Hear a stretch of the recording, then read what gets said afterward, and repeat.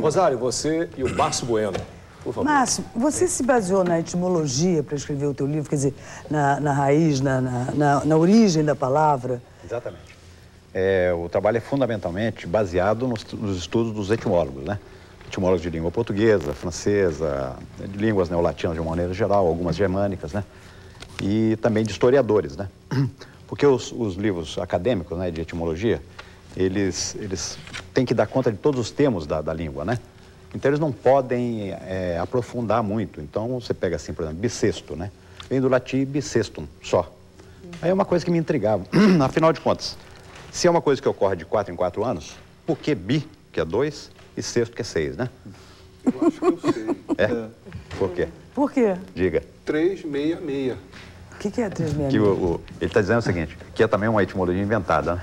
Que é que o número é um ano que tem 366 dias. Então é Então o número 6 aparece 2 vezes, sendo, portanto, bissexto. Que loucura. Mas isso é uma etimologia, não, essa é uma etimologia inventada. Eu nunca tinha pensado nisso. É verdade?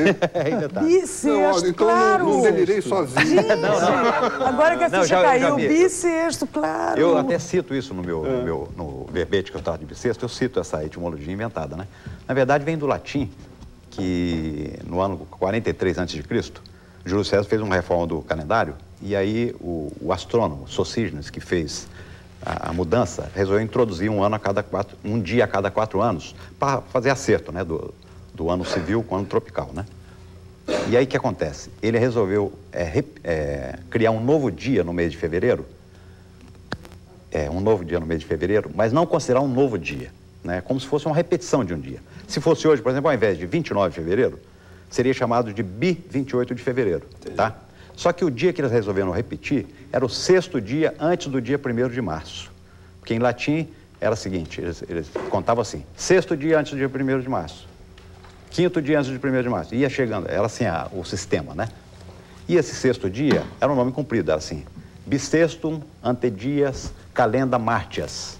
Foi reduzido para bissextum, que era a repetição do 6º dia antes das calendas de março, né? Então, foi reduzido para bissexto, daí bissexto. É essa a origem. Márcio, só por curiosidade, explica algumas palavras, origem de algumas palavras do nosso vocabulário. Nosso vocabulário. Você Vamos falar lembra, malária, por exemplo, né? Malária vem do italiano, malária, que italiano é de uma época que se pensava erroneamente que a doença era transmitida por meio do ar, né? Era um ar contaminado, etc., né? Na verdade, é transmitido pelos protozoários. Não conhecia os micróbios, portanto, via tudo dos miasmas, que é uma coisa exatamente. Assim, mágica. Hoje você sabe que é transmitido pelos protozoários através da picada de um gênero de mosquitos, né? Mas achava que era o ar que era sujo. E ar em italiano é um substantivo feminino. É malaria, mau ar. Malaria. Virou malária, entendeu? Outra coisa... Mictório. Bisavô, por exemplo. Bisavô e tataravô. Por que não tem trisavô? Então, não, mas há um século se diz que a sequência correta é avô, bisavô, trisavô, tataravô. Que tataravô seria uma corruptela de tetravô, né?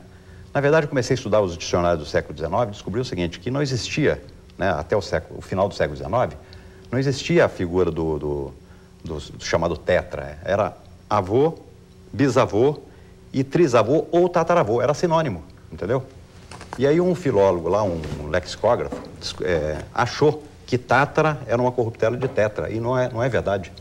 Tátara, na verdade, vem do seguinte, é meio complicado, não sei se dá para compreender, mas antigamente existia o avô, depois do avô não era bisavô, era travô, que vem assim de transavô, né? Avô, depois transavô, depois do avô. Depois do travô vinha o tratravô, entendeu? Esse tratravô é que deu no tataravô. E em espanhol, inclusive, não existe a figura do trisavô. Existe o seguinte, abuelo... Rapidinho. Então, criatura tá, você explicou o avô. Não, rapidinho. Em espanhol existe o seguinte, abuelo, bisabuelo e tatarabuelo. Não existe tri, entendeu? Agora, mictório. Não. Nos dicionários do século XIX... Todo mundo está na fila do mictório, né? Nos dicionários do século XIX, os gays já eram viado? Não, o viado surge mais aqui no Brasil, né? No Brasil? Termo brasileiro. Em espanhol, em Portugal, não tem esse Quando sentido, que surge essa denominação? Existem duas hipóteses. Uma delas, né, até um brasilianista, né, um professor da Universidade de Colômbia, ele é brasilianista, James Green. Ele escreveu um livro chamado Além do Carnaval. A história do homossexualismo no século XX, no Brasil, né? E ele levantou uma história e disse que não conseguiu checar de que na década de 1920, um inspetor aqui do Rio de Janeiro foi mandado para prender os homossexuais que se reuniam na Praça Tiradentes ou Praça da República, né? E ele levou uma equipe de policiais e ficou lá umas 2, 3 horas, voltou sem ter feito nenhuma prisão, de mãos vazias. Aí o delegado questionou, ele falou assim, não, mas toda vez que a gente se aproximava, que os policiais se aproximavam, eles corriam como viados, né? E aí essa é uma das hipóteses, né? A outra é pelo tipo do animal, né? O animal de pernas esguias, tal, né? De postura assim nobre, né? Dá saltos prodigiosos, né? A Luísa Sarmento achava que era por causa do Bambi. Por aí, né? O Bambi é Ou seja, o É um viado animal... não é? É um little viado. É um little. Ou seja, o viado animal, ele tem assim uma postura que parece com uma caricatura ou com o estereótipo do homossexual masculino, né? E o mictório. Pois é. Bom, vou deixar o mictório para depois, que adiantou. Pausa para o mictório. Eu não aguentava mais. Já estava apertado. Mictório é o seguinte, no século XIX, a Câmara Municipal do Rio de Janeiro aprovou algumas normas regulamentando os chamados mijadouros públicos, né? E a princesa Isabel era então regente e ela teria que sancionar essas normas. E os burocratas, naturalmente, não estavam encontrando uma maneira de pedir o jamegão imperial, né? Referendando tal terminologia. Aí criaram às pressas um neologismo, né? Pegaram assim do latim, mictum, né, que é do verbo mingere, forma nominal do verbo mingere, mictum, mais óleo, sufixo óleo, que entra também em lavatório, que é lugar de se lavar. Escritório, né, refeitório, lugar de fazer refeições. Então juntaram um micto com óleo e deu um mictório, né, e hoje se usa normalmente. Foi uma criação assim às pressas para evitar constrangimentos da princesa Isabel. Entendeu? E as palavras que morrem de repente, que saem do nosso vocabulário de uma hora para outra, é puro modismo? Tem muitas que não conseguem ter existência muito duradoura, né? Então, outras não surgem assim num meio específico, como gíria, né? De uma determinada comunidade, de uma determinada profissão, e de repente começa a se espalhar, né? Foca, por exemplo, né? Foca no jornalismo, era aquele jornalista iniciante, bizonho, comparado com o animal, que tem aquela coisa meio bobalhona, né? Então, o cara é inexperiente, tal, bobalhão. Hoje Foca já é de todas as profissões, né? Foquinha é o iniciante, né? É verdade que o Ziraldo é o maior propagandista do seu livro, né? O Ziraldo, ele foi o primeiro a fazer uma resenha do livro, né? Me ligaram lá da Bienal, o livro estava na Bienal, me disseram assim, o Ziraldo passou aqui e comprou seu livro. Eu nem levei para ele, eu ia levar. Aí quando eu abro o pasquinho assim, tá assim, rasgando elogios e tal, né? Dizendo o seguinte, o livro é uma maravilha, ando com ele para baixo e para cima, no banheiro, no táxi, no avião, né? No mictório. A escola brasileira criaria uma geração muito mais interessada e interessante se, em vez de ensinar gramática, desse o livro do Márcio para a criançada ler. Eu fiquei emocionadíssimo, né? Porque o Ziraldo é um dos meus ídolos, né? Legal. Desde a época do Pasquinha, não só pelo talento É um dele, dos nossos ídolos, né? como pelas posições políticas dele. De repente eu olhei ele falando isso, né? Quer dizer, ele é o meu ídolo e se declara um fã do meu trabalho, quer dizer, eu fiquei assim... Depois você explica também, quer dizer fã, mas agora não vai dar tempo. A história da banana nanica. Banana nanica?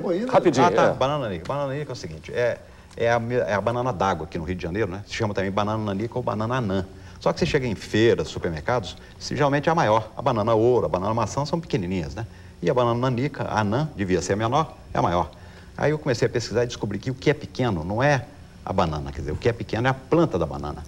A planta da banana nanica tem 2 metros de altura, outras chegam a 6 metros, né? Então, ela é pequena, porém, né? Aí eu fiz até uma comparação. Eu fiz até uma comparação, né? A banana nanica seria assim, o Antônio Pitanga das plantas. Né? O Pitanga, todo mundo sabe do Pitanga. Ele é conhecido como assim, ele é mais alto deitado do que de pé. Eu não conheço essa parte. Tô fora. Mas tu tá vermelhando. Estás assim, pimentão.